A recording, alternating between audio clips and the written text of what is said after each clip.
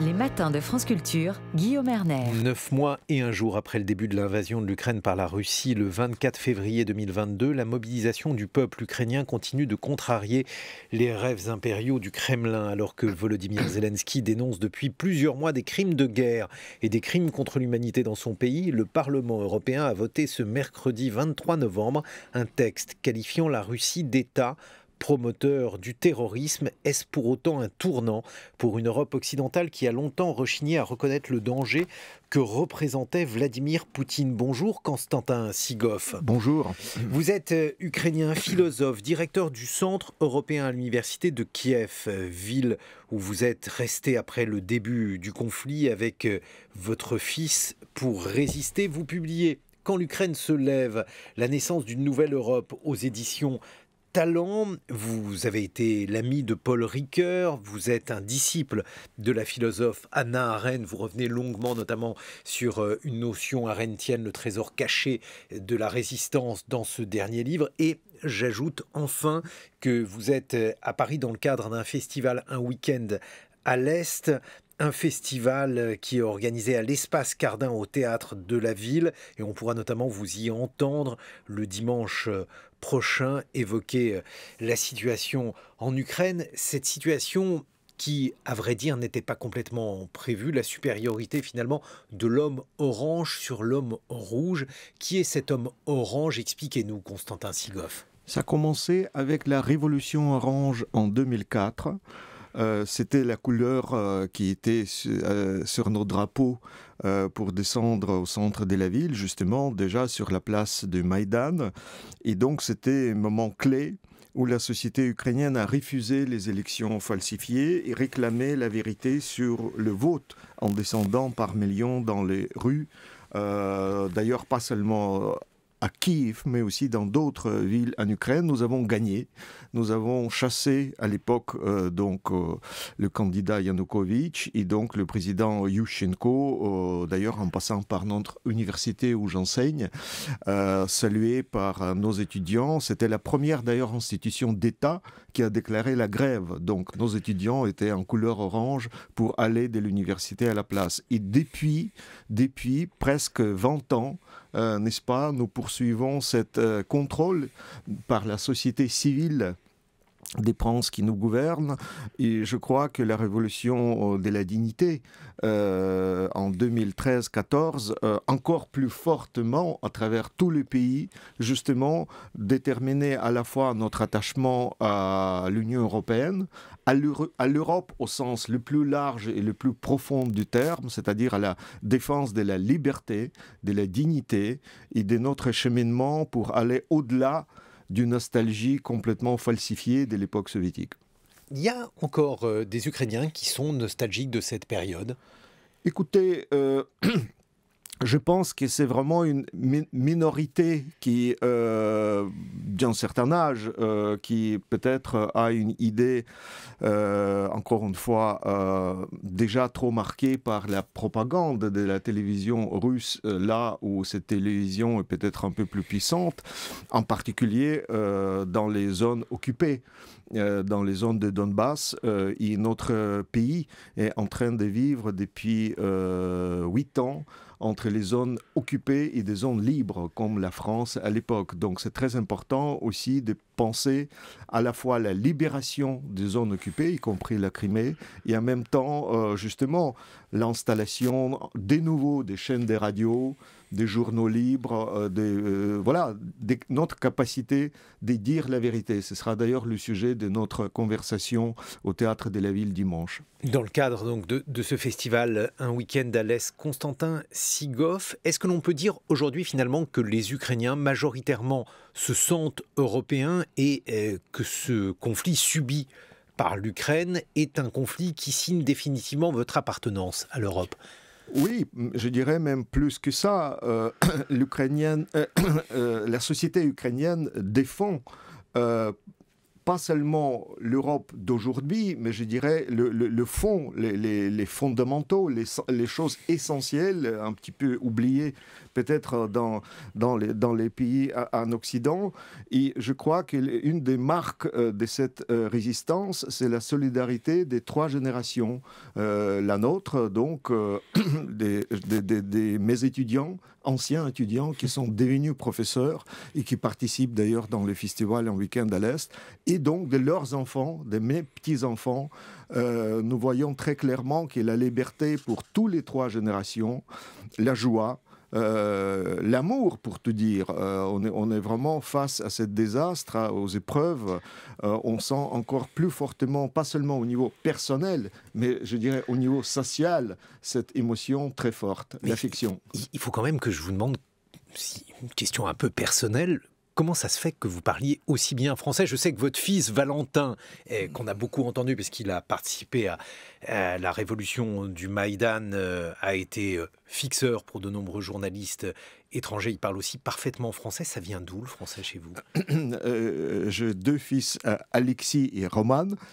Effectivement, tous les 2 ont beaucoup travaillé avec les journalistes français. Il se trouve que j'ai enseigné à l'école des hautes études en sciences sociales à Paris entre 91 et 95. Et donc, notre fils Alexis était scolarisé à la rue Vaugirard à Paris.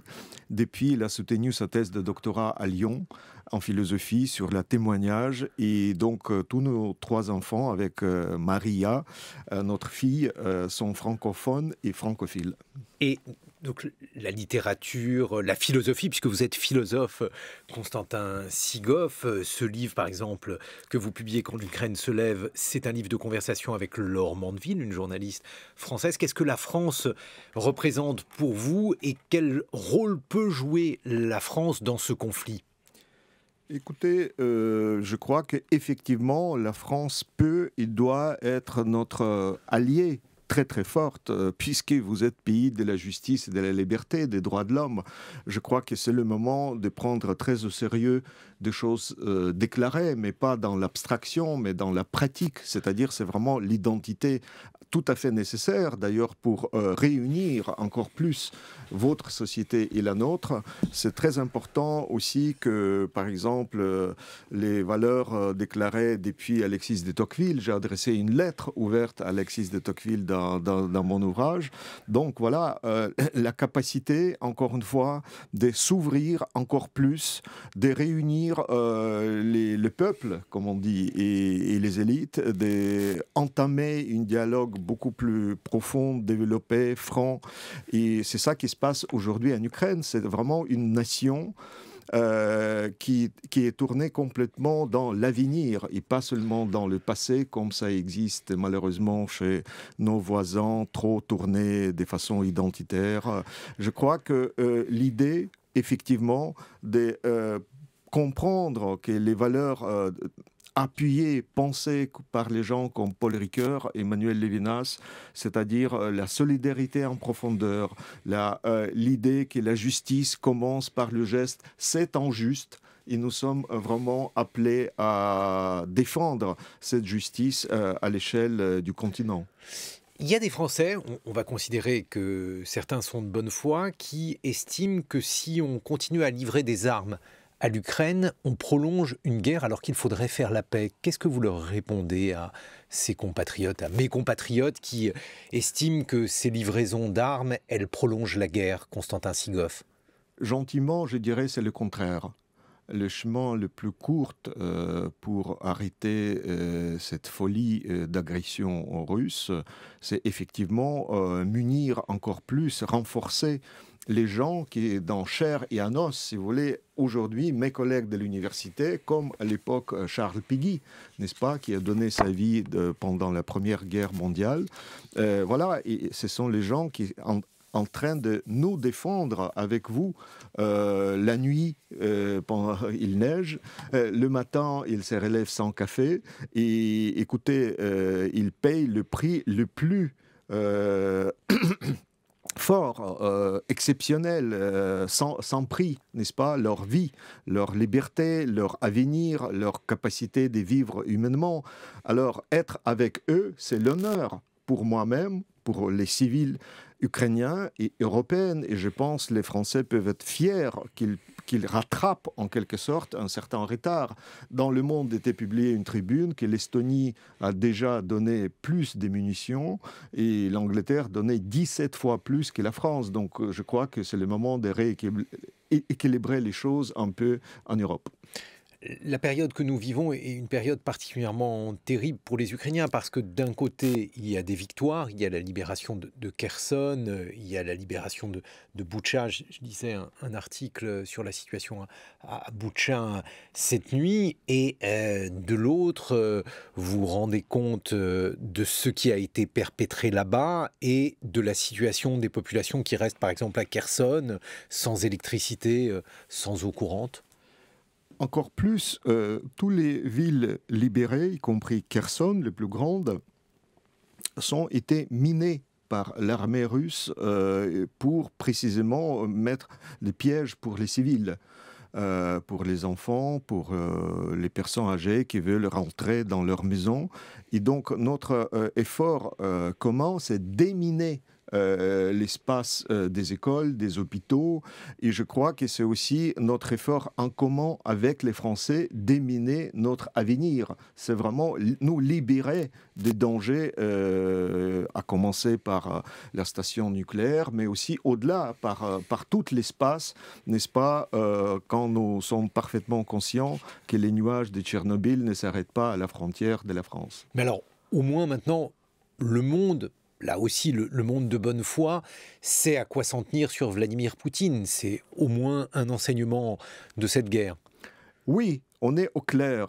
L'État terroriste du Kremlin est déclaré par tous les Européens. Donc, il y a une obligation de nommer chat en chat et d'agir en conséquence.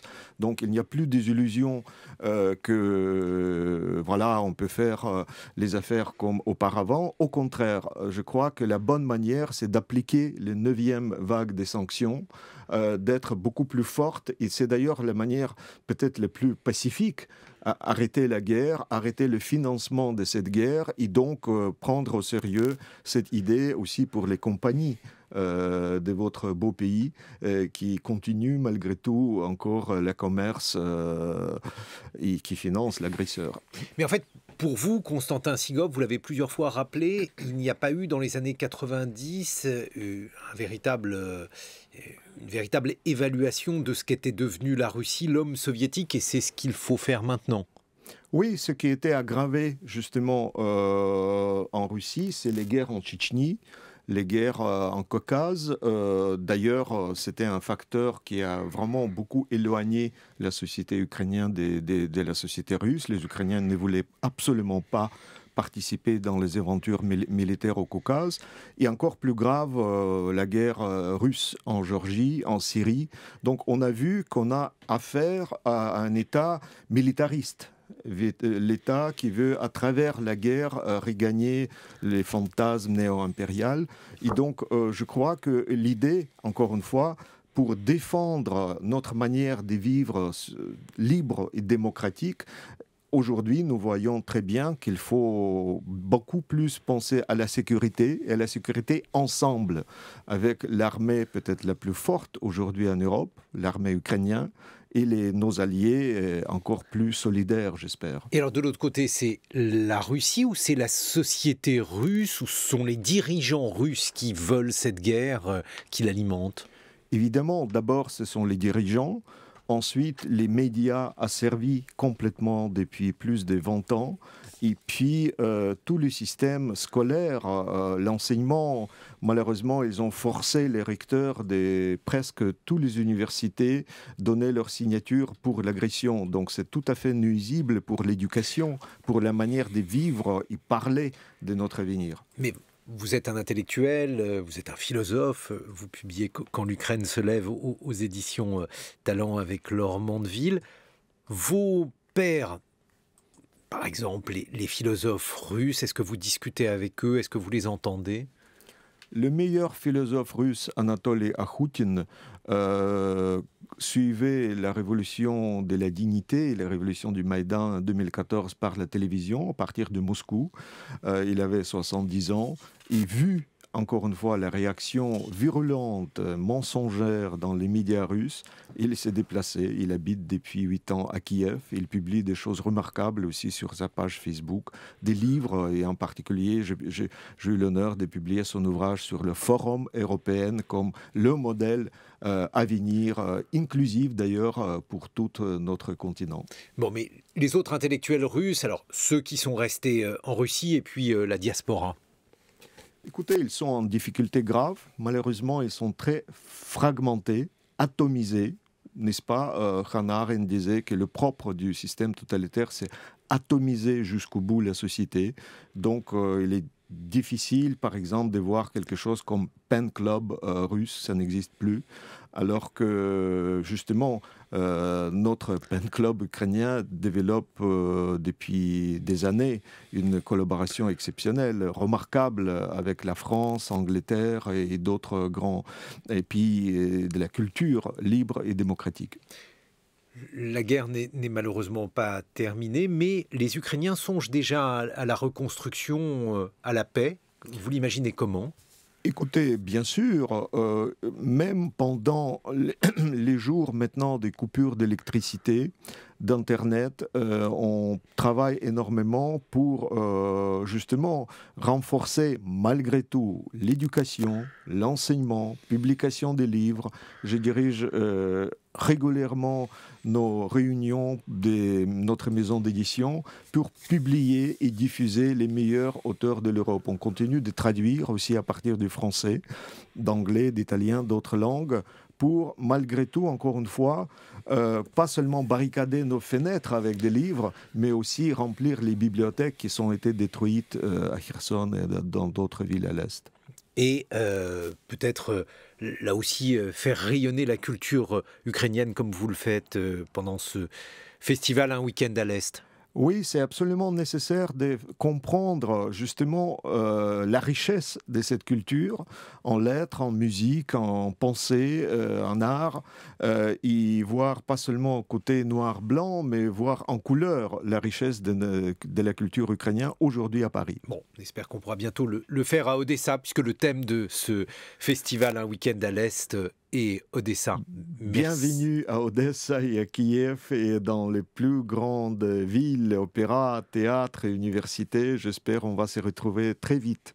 Merci beaucoup Constantin Sigov d'avoir été avec nous ce matin. Je rappelle que votre livre « Quand l'Ukraine se lève », coécrit avec Laure Mandeville, La naissance d'une nouvelle Europe, est publié chez Talent Éditions. Dans quelques instants, nous serons en compagnie d'un journaliste, écrivain, qui a lui aussi un regard sur l'Ukraine, Jonathan Little. En attendant, il est 8h sur France Culture.